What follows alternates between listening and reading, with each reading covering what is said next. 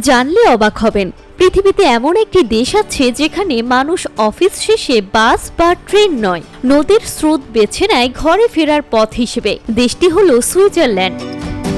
আধুনিক শহর, নিখুঁত পরিবেশ আর ব্যস্ত কর্মজীবনের এই দেশটি গ্রীষ্ম এলেই রূপ নেয় এক অনন্য দৃশ্যে। হাজারো মানুষ তখন গাড়ির পরিবর্তে নদীতে ভেসে বাড়ি ফেরে, যা এখন এক জনপ্রিয় জীবনধারায় পরিণত হয়েছে।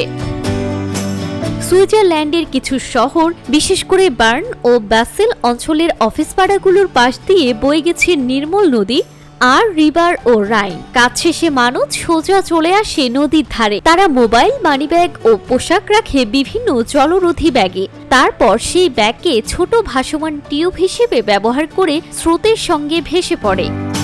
এই ব্যাগগুলো একদিকে জিনিসপত্রকে নিরাপদ রাখে, অন্যদিকে ভাসতে সহায়তা করে। কেউ কেউ 20 থেকে 30 মিনিট নদীর স্রোতে ভেসে নিজের বাড়ির কাছাকাছি পৌঁছে যান। এতে একদিকে যাতায়াত খরচ বাঁচে, অন্যদিকে পরিবেশও রক্ষা পায়, কারণ কোনো গাড়ি বা মোটর ব্যবহৃত হচ্ছে না। ফলে কার্বন নিঃসরণ প্রায় শূন্যে নেমে আসে। মূলত এই অভ্যাসের পেছনে রয়েছে সুইজারল্যান্ডের গভীর পরিবেশ সচেতনতা। দেশটি বহু বছর ধরে টেকসই জীবনযাপনে বিশ্বের শীর্ষ স্থানে রয়েছে। মানুষের নিরাপত্তা ও সুবিধার কথা ভেবে সরকার নদীর পাড়ে তৈরি করেছে ছোট ছোট পরিবর্তন কক্ষ ও স্নানঘর। সেখানে মানুষ সহজে পোশাক বদলে বাড়ি ফিরতে পারে।